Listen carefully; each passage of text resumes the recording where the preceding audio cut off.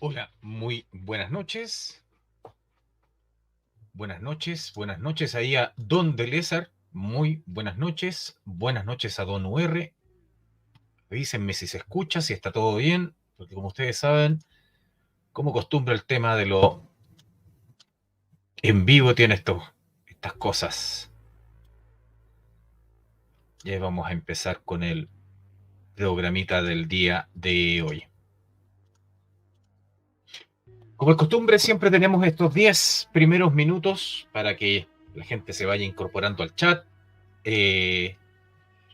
Allá que bueno, se escucha todo bien. Siempre tenemos estos 10 minutitos para que la gente se incorpore al chat, para que, qué sé yo, se vayan a servir alguna cosita. La noche, por lo menos acá en Santiago, está especial para este tipo de programas, en donde vamos a revisar algunas cosas de misterio, algunas cosas espeluznantes, porque la realidad siempre tiende a ser más terrible que lo que puede hacer cualquier cuento de terror o cualquier experiencia simulada. Particularmente el día de hoy vamos a revisar unos casos que son bien interesantes y por supuesto también vamos a revisar algunas noticias del mundo paranormal que llaman bastante la atención. Y cuando digo que llaman bastante la atención, estamos hablando de sucesos que desafían un poco la imaginación. Don Diego A, muy buenas noches, bienvenido. Les recuerdo y les pido por favor ahí que dejen su like, que comenten el episodio si es posible después cuando ya esté arribita en YouTube, porque eso igual ayuda al algoritmo. Y completamos ya 50 episodios de Arcano Nocturno, este programita que nació de un accidente feliz, como dice Bob Ross. 50 episodios ya. Pensaba hacer un programa especial, pero creo que lo vamos a dejar ahí para el centenar de episodios. Así que vamos a ver qué es lo que puede salir. Vero, muy buenas noches. Don Merdehammer, muy buenas noches. Don Eduardo Vázquez, gracias. Sí, un fondo ahí. Estamos probando qué fondo le viene mejor al programa y no se ve tan mal ahí con el croma. Como les comentaba, están ocurriendo hechos extraños en el mundo. Sin embargo, a mí me gusta particularmente siempre tener la fuente de las cosas que pasan para no estar hablando tontería. Y un caso que ocurrió el día 7 de agosto, o sea, que sale a la prensa el 7 de agosto, me llamó poderosamente la atención. Eh, Al noroeste de Lima, de Perú, existe un distrito que se llama Alto Nanay. Y en este distrito de Alto Nanay eh, están ocurriendo cosas muy extrañas desde la fecha 11 de julio. Eh, Saluditos, don Brandon Luis. Muy buenas noches y bienvenido. Ocurren cosas muy extrañas desde el 11 de julio y cosas que tal vez uno las escucha y puede reírse quizás, porque dentro de todo este distrito rural, que tiene aproximadamente como 1.300 personas, que vendría siendo como un homólogo al campo chileno, trata de describir con algunas palabras como muy quizás para la risa, un fenómeno que a mi gusto es bastante serio. Saludito ahí a don Rodrigo Soto Torres, muy buenas noches. Eh, la verdad es que este escenario, como les comento, sale a la luz el día 7 de agosto y tiene directa relación con el ataque de unos supuestos seres extraterrestres, unos seres extraños que algunos dicen que tienen una apariencia como de unos monstruos alados y otros dicen que tienen una apariencia del famoso Duende Verde de estas películas de Marvel, del Duende Verde de Spider-Man, el personaje que hace William Dafoe. El último incidente que ocurre en esta localidad involucró a una niña de 15 años que, según los informes de la policía, tuvo un ataque por parte de estas criaturas que al tratar de jalarla le cortan el cuello. La gran mayoría de las denuncias de este hecho que parece sacado de una película de terror o el comienzo tal vez de una invasión extraterrestre fueron hechas por un pueblo indígena que tiene un nombre que se llama Iquitú. Y ellos describen que estos alienígenas, porque estos sucesos están pasando desde julio, estos famosos extraterrestres o criaturas o lo que sean, son inmunes a las armas de caza. Los aldeanos de este sector incluso están instando al ejército peruano a que intervenga y los proteja de estos eh, seres que, según relatos de algunos testigos, tienen una suerte de armadura protectora y tienen habilidad de flotar y tienen una luz roja en los talones. De hecho, hay un extracto ahí de lo que dice uno de los líderes comunitarios de este sector, de nombre Jairo Reteagui Ávila, quien afirma, estos señores son extraterrestres, parecen estar blindados como el Duende Verde de Spider-Man. A uno le disparé varias veces y no resultó herido. Se levantó y desapareció. Estamos muy asustados por lo que está pasando aquí en nuestra comunidad. Los aldeanos, por supuesto, ante esta amenaza, están tomando medidas por sus propias manos, haciendo rondas nocturnas, tratando de ver cómo se defienden de estas extrañas criaturas. Sin embargo, como este es un sector que está muy alejado de lo urbano, de hecho se demoran más o menos en llegar unas 10 horas allá, es muy alejado, llama poderosamente la atención que estén ocurriendo este tipo de cosas y que no aparezcan en las noticias. Recién una nota con fecha 7 de agosto de cosas que están ocurriendo desde el 11 de julio. No sé qué opinan ustedes. Saluditos ahí a don Rodrigo Soto Torres. Don Diego A que dice, veamos las señales del fin del mundo. Algunos pasajes de la Biblia describen señales del fin de los tiempos y si hacemos el símil con los tiempos actuales, cae como anillo al dedo. Don Lucas Pacheco, muy buenas noches. Brandon Lee dice, ¿no será un traje militar inspirado en el personaje? Quizás se están haciendo pruebas nomás. Probablemente, pero el relato da para todo eso.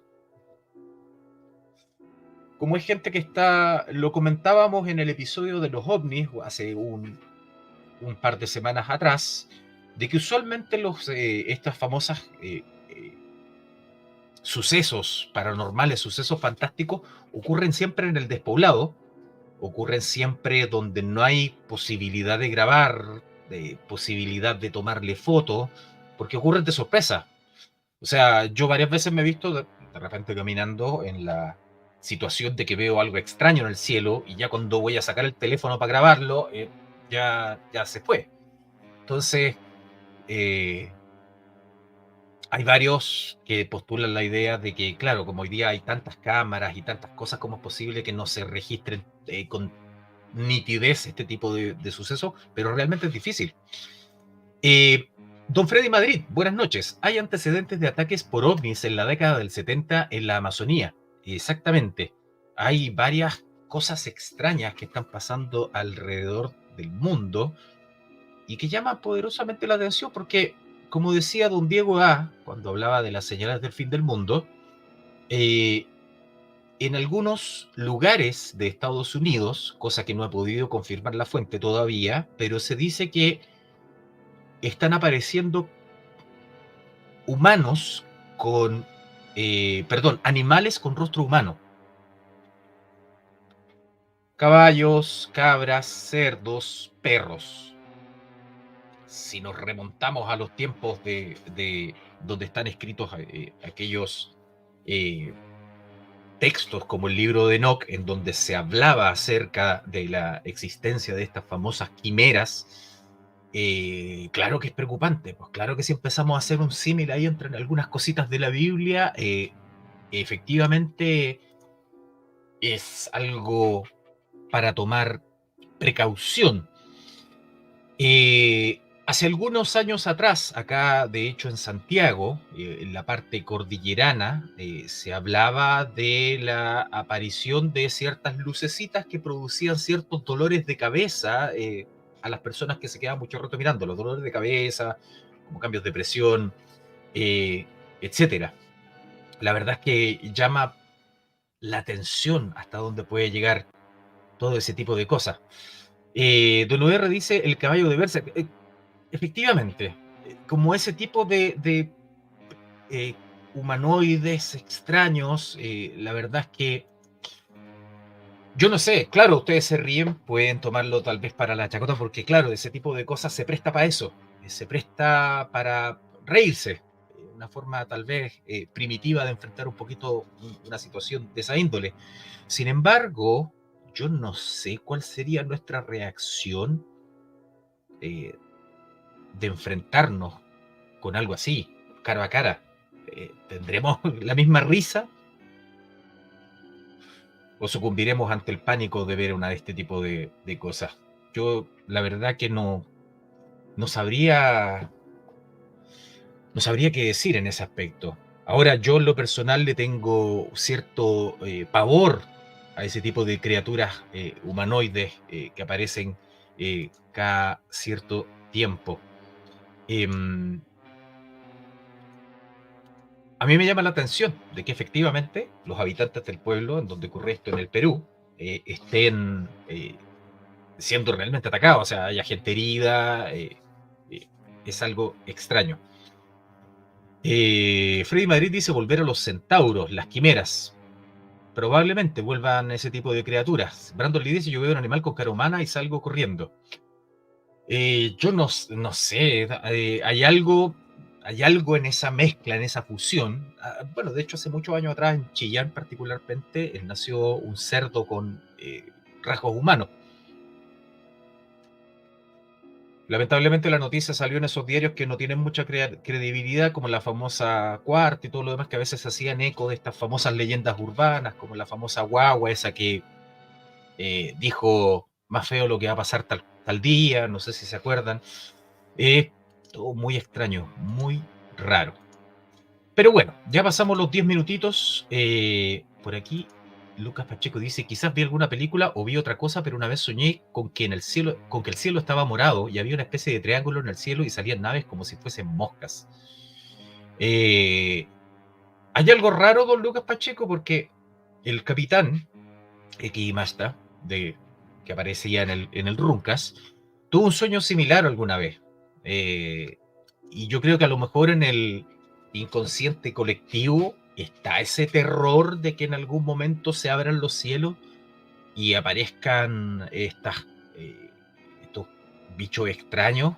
O sea, no sé cuál sería eh, nuestra percepción de eso. Yo creo que el pánico correría en todas partes. O sea, si nos vamos a lo que postulaba este periodista canadiense, el famoso proyecto Blue Beam, de que eventualmente se va a generar todo un teatro de una supuesta invasión extraterrestre con todos estos famosos drones que andan en el cielo y que pueden emitir unas proyecciones que realmente asustan. Yo no sé cómo la gente va a reaccionar, o no sé si nos han estado durante todas estas últimas décadas preparando para un eventual contacto. No sé qué es lo que irá a pasar.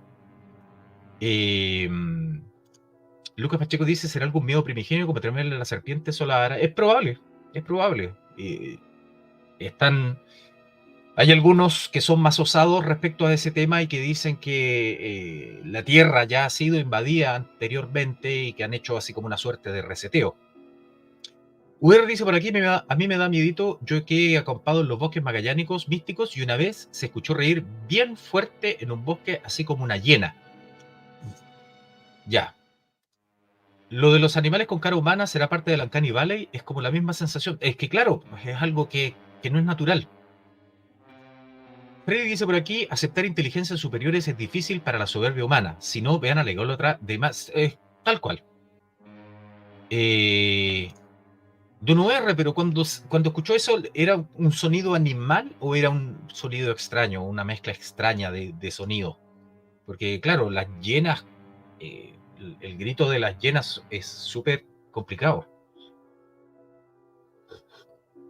Bueno, cualquier cosa de noche asusta bastante. Bueno, completamos los minutitos de rigor, así que vamos a echar a andar el programa para entrar en materia el día de hoy.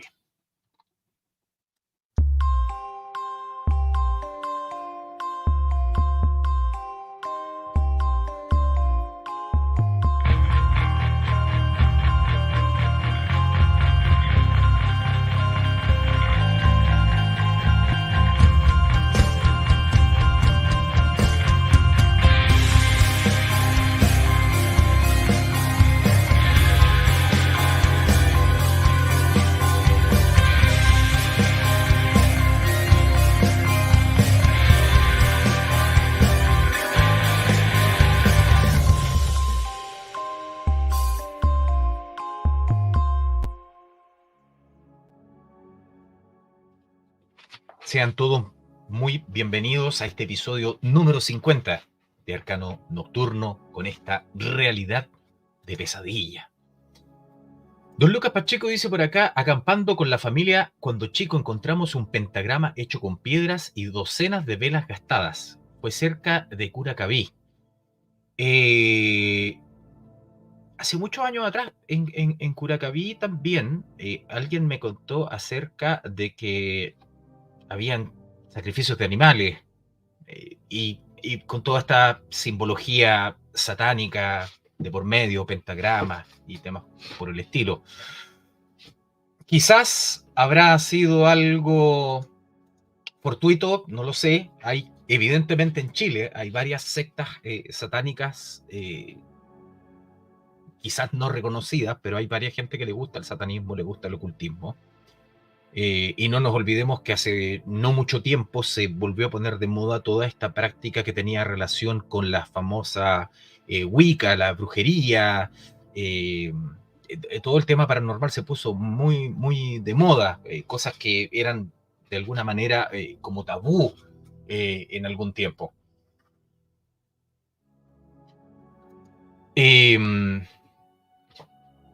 Cuando tengo la diapositiva por acá.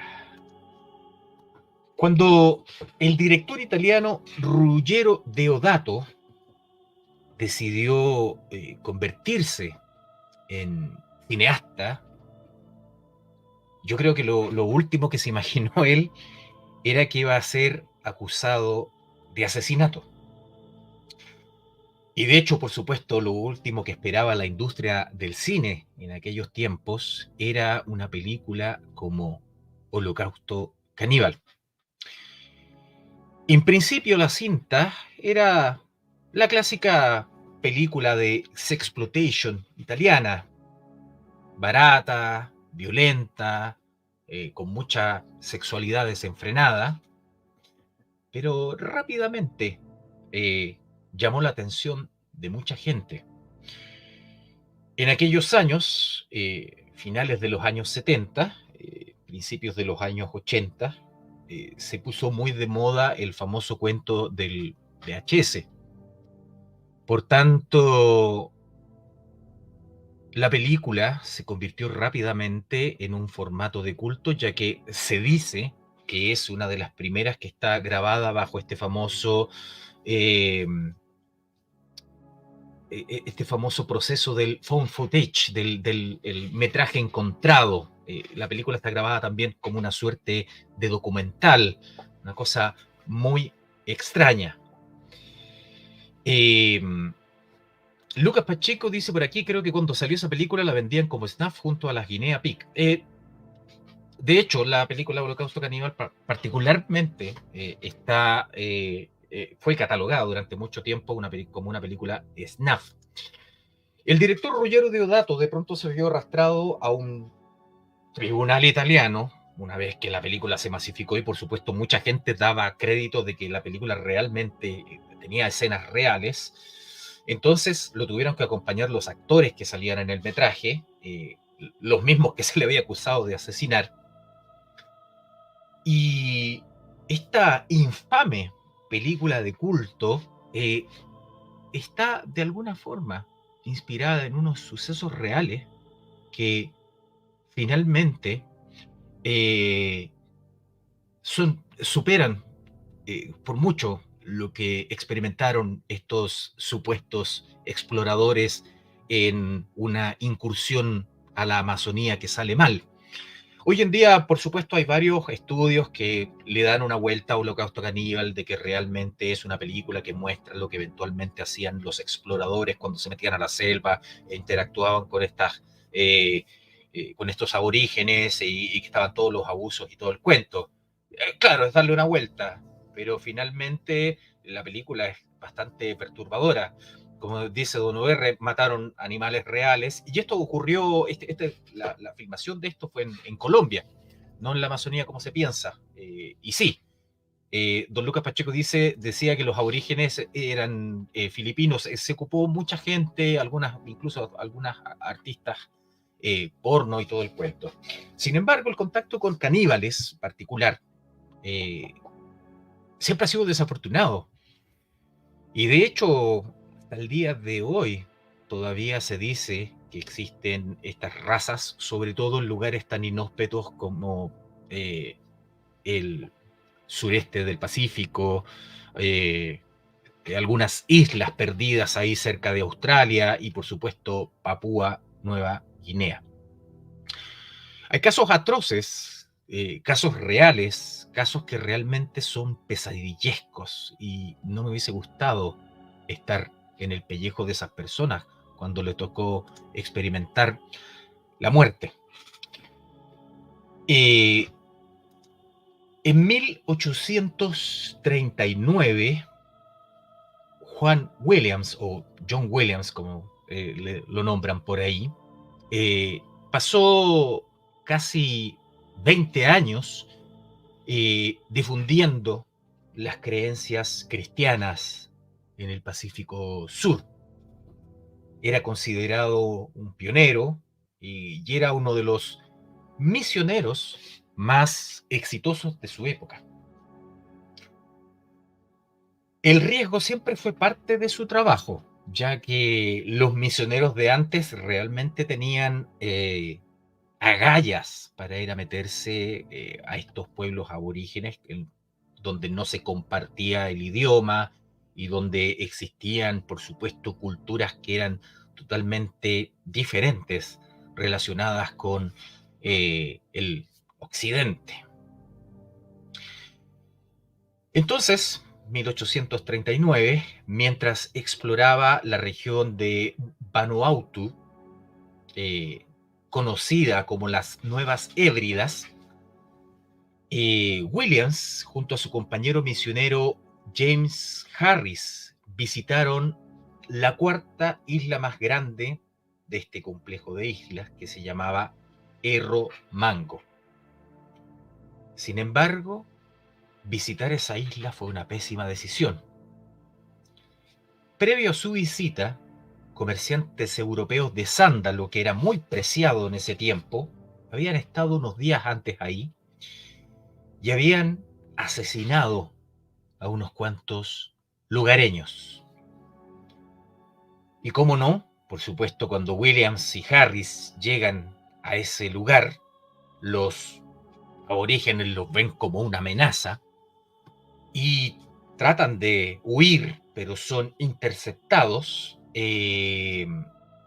Harris es asesinado a palos por los aborígenes y Williams, que alcanzó a correr al mar, que es como nos muestra esta pintura, fue golpeado y fue lamentablemente arrastrado con vida hacia el pueblo de los indígenas, que comenzaron un espantoso ritual para alejar a los demonios blancos que asolaban la isla. En breves instantes, todos los personajes que habían llegado a la isla fueron descuartizados. Se comenta, por supuesto, de una forma muy truculenta, que fueron descuartizados en vida.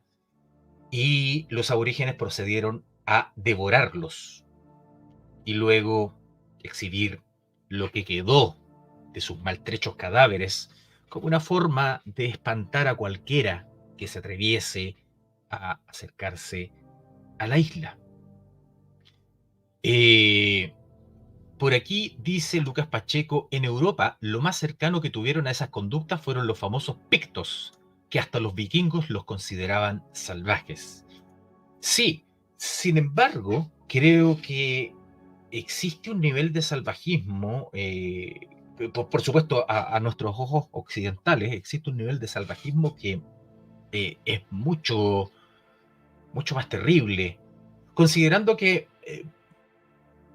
estos misioneros en su mayoría, si bien podrían haber tenido las mejores intenciones del mundo para ir a publicitar su religión, en muchas ocasiones se encontraban con cosas tremendas. Por ejemplo, tenemos el caso de Oliver Fellows Tompkins y Charles Chalmers. Y ellos pasaron mucho tiempo radicados en Papúa Nueva Guinea. Tenían un pequeño asentamiento. Habían vivido ahí aproximadamente 23 años. Sin embargo, en 1901, estos dos personajes que vemos ahí en la fotografía se encontraron con un destino casi tan horrible como el que le pasó a Juan Williams. Mientras estaban difundiendo el evangelio cristiano a los residentes de la isla de Guaravivari, su viaje los llevó a una localidad que se llamaba Aird, donde pasa un río. Y según lo que cuenta uno de los escritos de Tompkins, dice lo siguiente: por la tarde estábamos teniendo un breve servicio religioso con la tripulación, cuando se acercaron cerca de 20 canoas indígenas a nuestro barco. Subieron y permanecieron a bordo durante aproximadamente 3 horas. Examinaron todo, desde el aparejo del barco hasta los botones de nuestras camisas. Se esforzaron por persuadirnos de que bajáramos a tierra, pero preferimos pasar la noche en el barco y prometimos que visitaríamos su pueblo al día siguiente. Finalmente, estos caballeros al día siguiente bajan de su embarcación y se dirigen al pueblo de estos aborígenes que vivían en el río Air, y son asesinados ipso facto por la tribu. Los mataron y se los comieron, y sus huesos se mantuvieron en exhibición para persuadir a cualquier persona que se acercara. Casos así, casos tremendos, ocurrieron mucho durante esa época. Tenemos el caso de este caballero Tompkins, y también tenemos el caso de George Brown, que también era un misionero y que también, por supuesto, estaba en esta tarea de promulgar el cristianismo en estos lugares inhóspitos, en estos lugares salvajes. Y cuando él envía a los misioneros para promulgar la palabra del cristianismo, una tribu Toluay que vivía ahí, que vemos la fotografía ahí, la verdad es que no quedaron muy impresionados con esta nueva religión que se les traía del Nuevo Mundo, y terminaron matando a los pobres misioneros que fueron enviados por Brown. Este caballero se le olvidó por completo los principios básicos de la filosofía cristiana y lanzó un ataque en represalia contra los isleños, ya que previamente él también se había enterado de todos estos casos que estábamos viendo previamente. Incendió un pueblo completo y mató al menos a 10 personas. Las autoridades británicas en el tiempo eximieron, exoneraron a este señor Brown de los horribles actos que cometió en contra de los isleños. Sin embargo, este punto de inflexión llevó a decir en algunos periódicos de la época que si la empresa misionera en una isla como esta conduce a guerras de venganza, fácilmente pueden convertirse en guerras de exterminio. Así que lentamente las misiones cristianas en ese tiempo comenzaron a retirarse al ver que los aborígenes eran feroces y en su gran mayoría, por no decir en casi su totalidad, eran caníbales. eh, Se retiran. Y ahí estas islas quedan así como en un completo abandono, con muy pequeñas influencias de Occidente durante el tiempo, y permanecen así hasta aproximadamente 1960, 1950, donde aparecen exploradores que ya no son personajes que van a hablar de la palabra del Señor, sino que simplemente van a admirar tal vez estas tribus como una suerte de estudio antropológico. Y sin embargo, estas tribus tremendas, que como vemos forman parte de la inspiración que tuvo Ruggero Deodato para generar este relato que sería la película Holocausto Caníbal, eventualmente, de todas estas desgraciadas expediciones a estos lugares inhóspitos. El siguiente personaje es un personaje muy particular que se ve enfrentado a una situación terrible como esta. Y estamos hablando de la trágica desaparición de Michael Rockefeller. Rockefeller les tiene que sonar bastante a los fans de la conspiranoia. Michael Rockefeller, que era el hijo de Nelson Rockefeller, poseedor de una de las mayores fortunas del mundo y futuro vicepresidente de los Estados Unidos, había nacido el 18 de mayo de 1938 y desde su infancia este chico ya se destacaba por sus aptitudes para los estudios. Sin embargo, a diferencia de los otros miembros de su familia, siempre involucrados en política, en dinero, finanzas, él siempre tuvo un espíritu muy aventurero. Le gustaba mucho viajar, le gustaba mucho aprender. Eh, Llegó a ser director de uno de los museos fundados por su padre.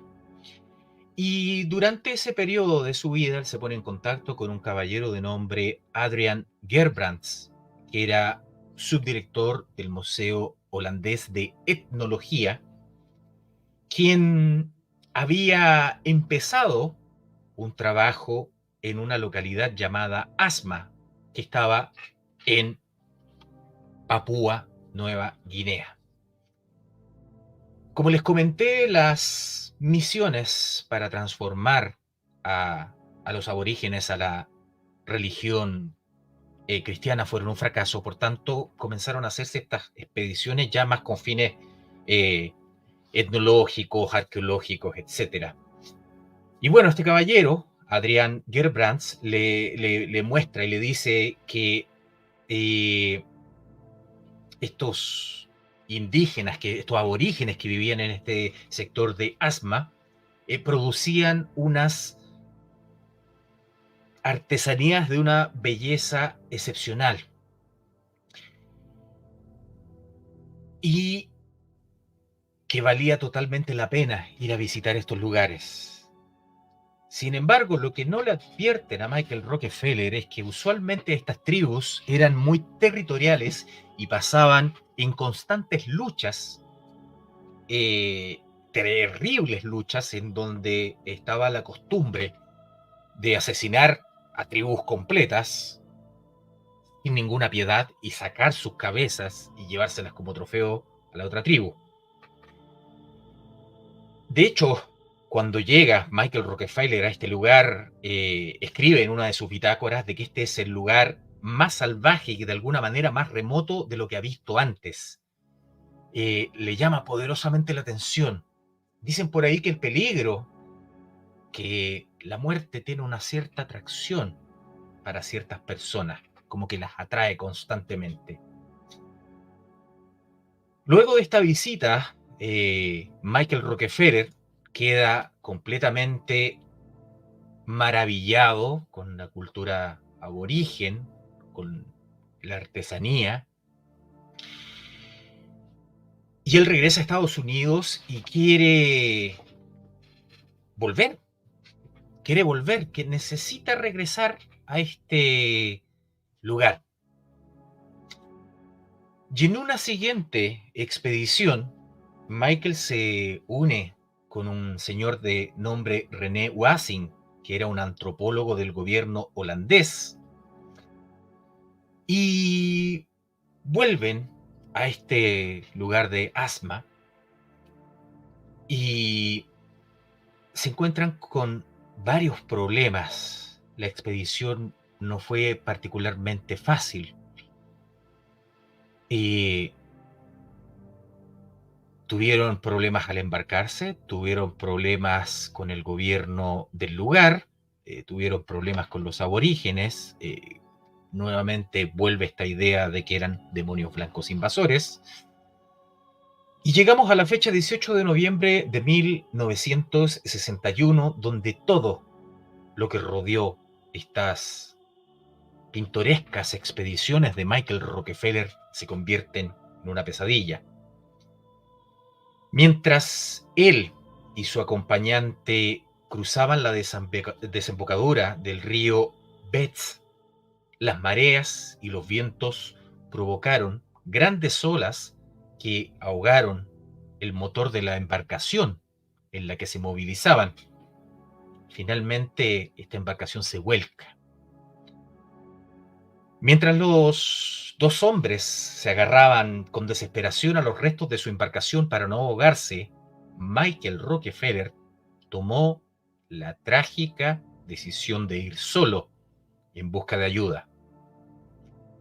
Según informó el diario ABC en una crónica de aquella época, Wassing, el etnólogo de la Universidad de Leiden, dijo a los que le recogieron que Rockefeller abandonó por la mañana la embarcación. Construyó una pequeña balsa con bidones vacíos y trató de llegar a una aldea cercana para pedir ayuda.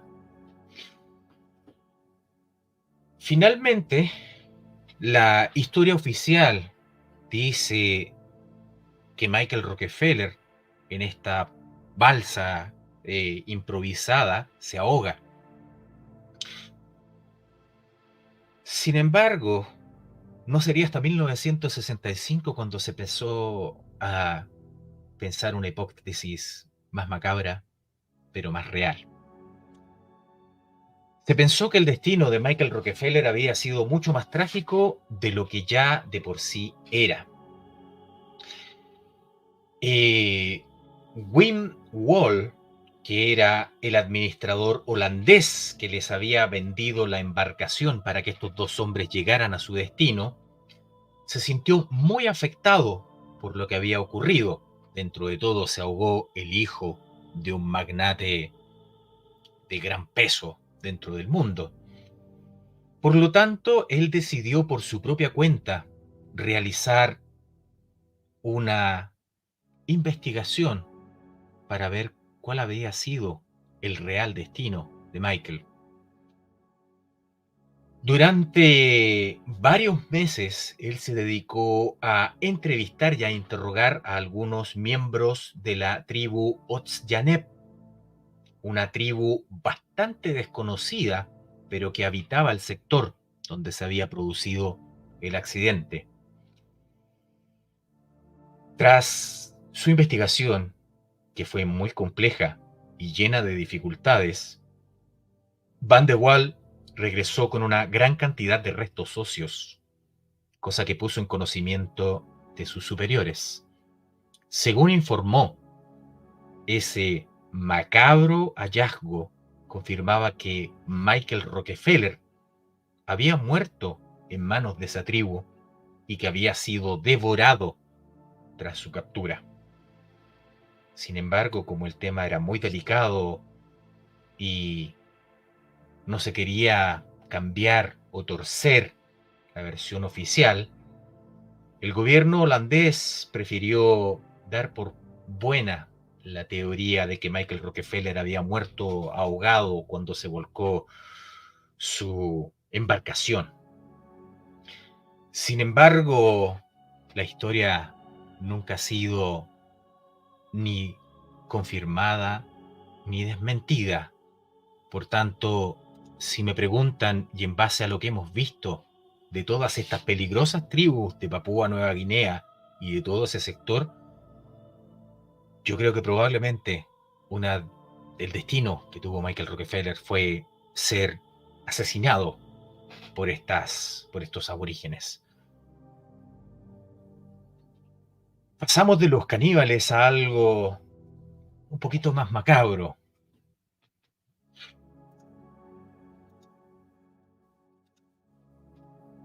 Lo que ven en la imagen es la casa de los asesinatos de Villisca Axe en una localidad llamada Villisca, en Iowa, Estados Unidos.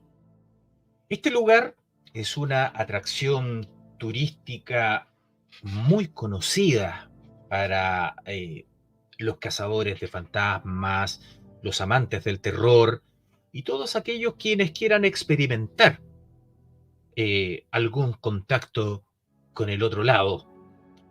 Si ven varios de estos programas que hay en el cable a veces de experiencias paranormales o algunos youtubers han grabado ciertas experiencias que por supuesto uno podría dudar tal vez de su autenticidad, sin embargo no dejan de ser interesantes.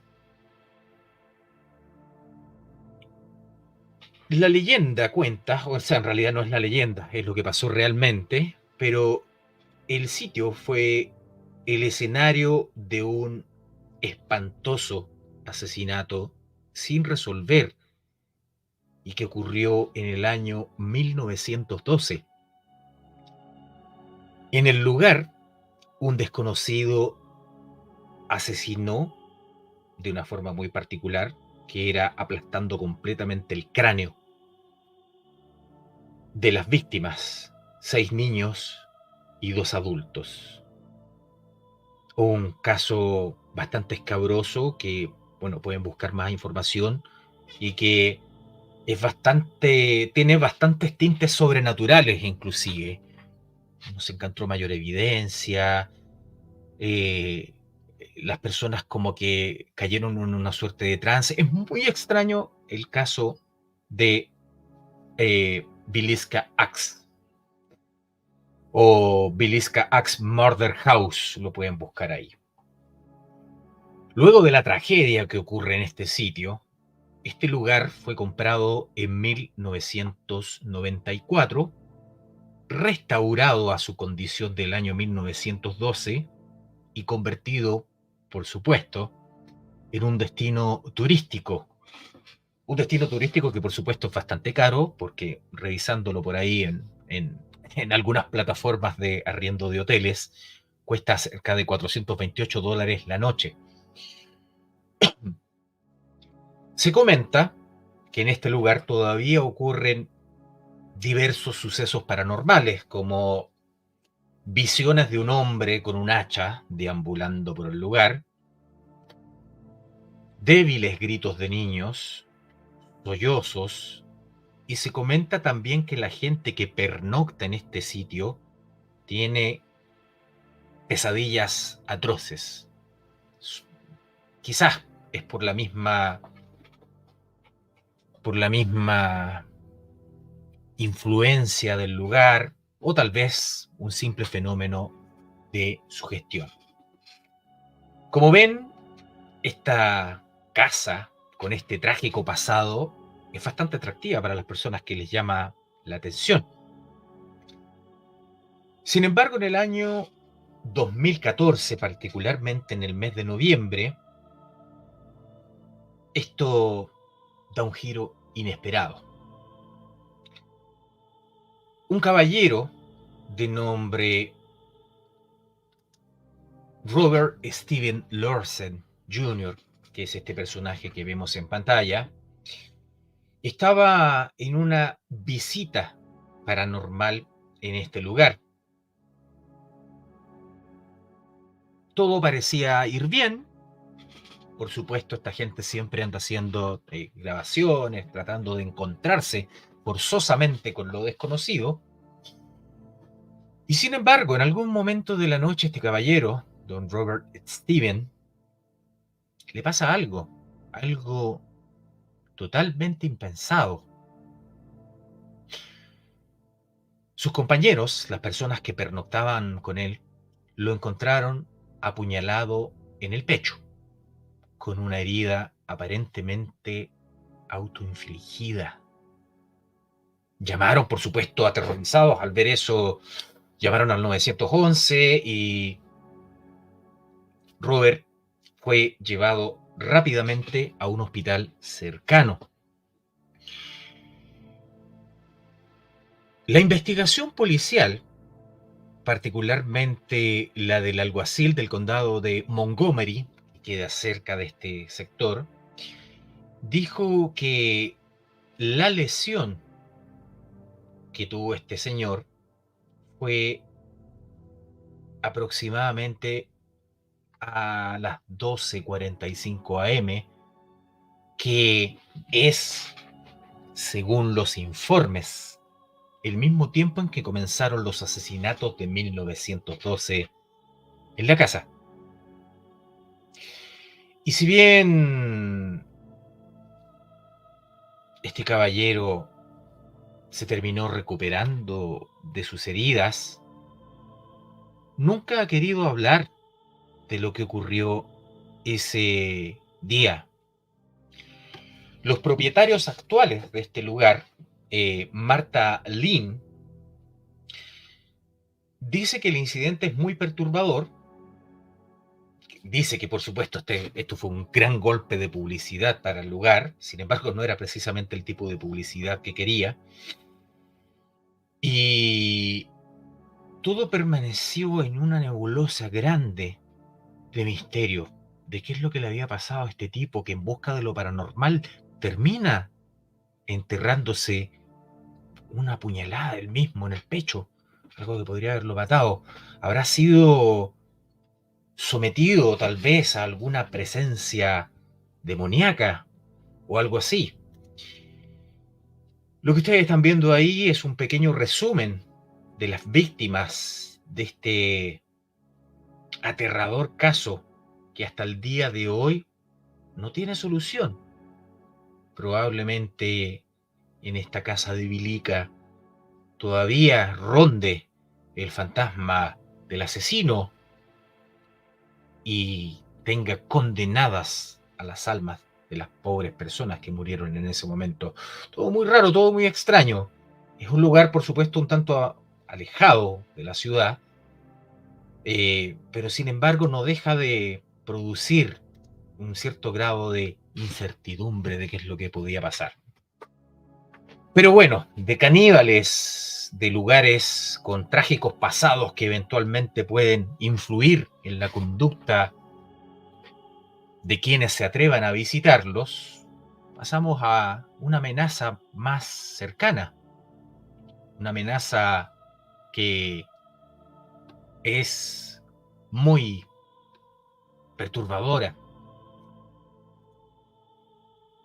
Sabemos cómo estás vestido, lo que estás haciendo en este preciso momento, cuánta gente hay en tu casa, el horario en el que tú y tu familia hacen todo. Te odiamos y vamos a matarlos a todos. En el año 2007, el noticiero de la cadena americana de televisión ABC documentaron en un programa especial el caso policial correspondiente a una serie de llamadas telefónicas que recibían algunas familias de Washington con amenazas de muerte terriblemente específicas, llamadas a diferentes horas del día en las que se revelaban meticulosos detalles de la vida personal de estas personas. Una cosa que comenzó como algo normal se transformó en una verdadera pesadilla para estas personas. Una pesadilla real. Sobre todo, hoy en día el teléfono se ha convertido en una cosa casi imprescindible.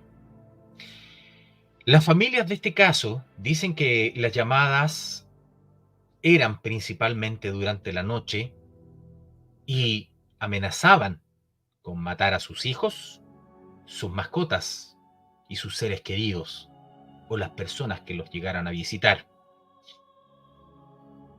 Lo terrible de este caso es que incluso llegó un momento en que las llamadas reproducían las grabaciones de estas familias llamando a la policía. Cuando la policía de Firecrest, que era la que correspondía a este lugar de Washington, trató de encontrar a los culpables, con por supuesto toda esta tecnología que nos permite rastrear las llamadas, quizás un poquito más eh, menos tecnológica como es hoy en día, que está el GPS, la ubicación y todo el cuento. Lo más curioso es que el rastreo de las llamadas llevó hasta los mismos teléfonos que se encontraban apagados de estas personas. Una cosa totalmente inconcebible. A pesar de toda la tecnología que se utilizó para tratar de descifrar todo este terrible caso que estaba ocurriendo, no fue posible encontrar a los perpetradores de esto. Se hablaba de hackeo, se hablaba tal vez de alguna triangulación de la señal, se hablaba tal vez de algún tipo de psicópata que se encontraba en el barrio donde vivían esta familia, pero sin embargo, ninguna de las investigaciones policiales llegó a buen puerto. De hecho, el caso sigue siendo un absoluto misterio. Incluso hasta se barajó la hipótesis de que eran las mismas familias las que se realizaban estos llamados. Sin embargo, siempre fue imposible encontrar el origen de estas misteriosas y terribles llamadas. Este es el caso del acosador telefónico y esto lo pueden encontrar ustedes en YouTube, ya que existe el programa que hizo la cadena ABC el año 2007. Y está muy entretenido. Hay algunos hilos en foros de Reddit, por ejemplo, eh, incluso en algunos foros relacionados a la tecnología, y que hablan de la posible, de que esto tal vez fue una señal de las posibles amenazas a las que nos vamos a enfrentar en el futuro, con toda la tecnología que está surgiendo hoy en día y en donde el aparato telefónico se ha convertido en un verdadero palantir para aquellos que manejan la terminología de Tolkien, ese ojo que tenía Sauron y que le permitía mirar a través de estas esferas donde quisiera, y que nos expone totalmente. Imagínense alguien que puede conocer con detalle cómo estás vestido, quién es tu familia, todo detalle hasta el más mínimo de tu vida privada. Es algo tremendo. Eso yo lo encontré, de los casos que íbamos a revisar el día de hoy, lo encontré pesadillesco, lo encontré tremendo. De verdad, no me gustaría estar en una situación de acoso de esa forma.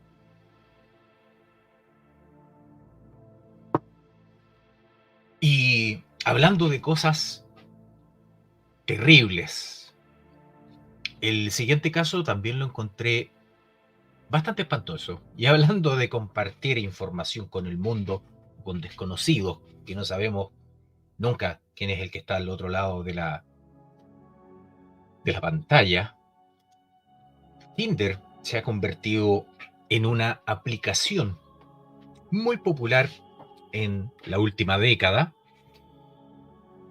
y permite a muchas personas conocer gente, formar parejas, pero sin embargo es una aplicación que eventualmente también implica un riesgo tremendo. Y el riesgo es hacer match con un monstruo.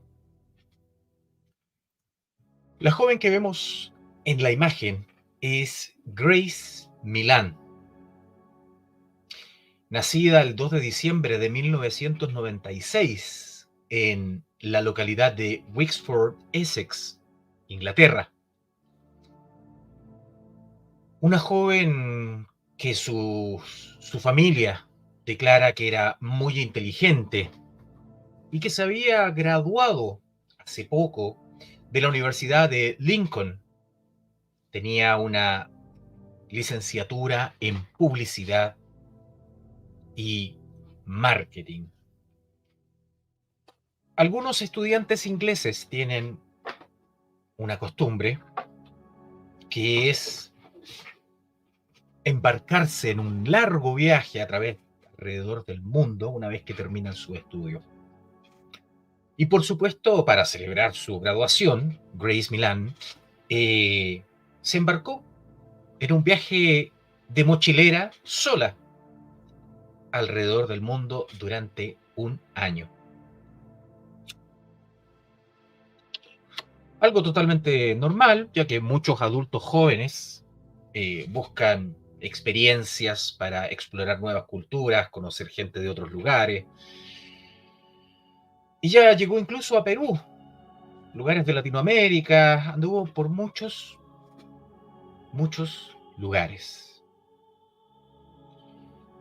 Cualquiera podría decir, o cualquiera podría pensar en este momento de que le pasó algo malo en estos países de Latinoamérica, en donde, por supuesto, siempre hay un grado de peligro no menor. Hay países muy violentos dentro de Latinoamérica. Sin embargo, lo que le ocurre a Grace, le ocurre en la segunda mitad de su viaje. Ella llegó a Auckland, Nueva Zelanda, el 30 de noviembre del 2018 y se registró en un albergue local llamado Base Backpackers. Se quedó ahí un par de semanas, recorrió el lugar. Nueva Zelanda es uno de los países con tasas criminales más bajas del mundo. Por lo tanto, es un lugar que te hace sentir seguro. Esta chica permaneció 2 semanas en ese lugar y cuando se acercaba a su cumpleaños número 22, conoció a alguien en Tinder y planeó juntarse con él, que es lo que uno tiende a hacer cuando conoce a alguien a través de la aplicación. Y ahí conoce a Mr. Kempson, el señor Kempson, con el que se reúne, por supuesto, para pasar una noche de diversión, ir a beber a algunos bares, conocerse mejor, hasta que en algún momento de la noche Grace decide acompañar a Mr. Kempson al hotel City High, donde este caballero se estaba hospedando. Nadie podría sospechar. Por supuesto, siempre se piensa que todo esté lleno de cámaras da cierta seguridad para que pasen las cosas. Nadie podría pensar que esta es la última imagen que existe con vida de Grace Milan. Ella acompaña a su apartamento a Mr. Kempson y no vuelve a salir nunca más. Uno quizás se pregunta en este momento cuáles habrán sido los últimos pensamientos de esta chica al tomar esta decisión de acompañar a este completo desconocido a un hotel que dentro de todo ofrece cierta seguridad, ¿no? Un hotel, hay más personas en las demás habitaciones. Eh, ¿Qué podría pasar? Es algo improbable. Sin embargo, la muerte y el azar a veces tienen un humor bastante malo, por así decirlo. Al cabo de unas horas, se ve saliendo a Mr. Kempson de su habitación. Va a comprar una maleta. Eh, Luego sale con esa maleta de su habitación y hace varias detenciones en el camino hasta que finalmente se detiene en una de estas tiendas que están en la carretera, compra una pala y se desaparece hasta una localidad que se llama Waitakere Ranges, un lugar muy bonito afuera de Oakland, en donde hace desaparecer esta maleta. Finalmente, los parientes de Grace se preocupan porque ya no tienen contacto con ella, por lo tanto dan aviso de que a esta chica le pasó algo. Y la policía inmediatamente comienza las pesquisas hasta finalmente que se contactan con Mr. Kempson, que por supuesto elaboró una red de mentiras enorme afirmando que él y Grace habían acordado juntarse tal vez otro día y que habían quedado como amigos. Pero sin embargo, las cámaras, el entramado de cámaras denuncia todas y cada una de las acciones de Mr. Kempson. Lo terrible de este caso es que las grabaciones están todas disponibles en YouTube y ustedes pueden ver paso a paso cómo un tipo asesino y frío y calculador hizo todo con la mayor normalidad del mundo y no se le vio en ningún momento preocupado, tenso.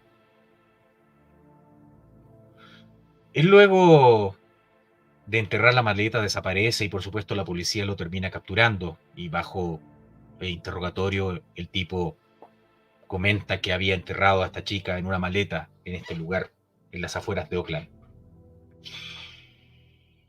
Eh, Él intentó decir que todo esto había ocurrido por un accidente. Por alguna extraña razón, el sexo violento se ha puesto muy de moda en el último tiempo y le comentó que Grace le había pedido que la estrangulara durante el acto sexual y que ahí se le había pasado la mano y él no sabía qué hacer y ocurrió todo esto. Sin embargo, Mr. Kempson ya tenía una denuncia previa por violencia y finalmente fue sentenciado a una larga cadena en la cárcel por este crimen. Pero queda en la mente como una persona utilizando una aplicación en algo tan simple puede encontrarse con una pesadilla tan terrible como morir en las manos de un monstruo. Y eso, chicos, ha sido el episodio número 50 de Arcano Nocturno. Espero que les hayan gustado las historias que compartimos esta noche. Les recuerdo dejar su like, visitar www.runcas.cl. Ahí, por supuesto, tomamos las donaciones y todo lo demás. Espero que les haya gustado y que tengan una muy buena noche.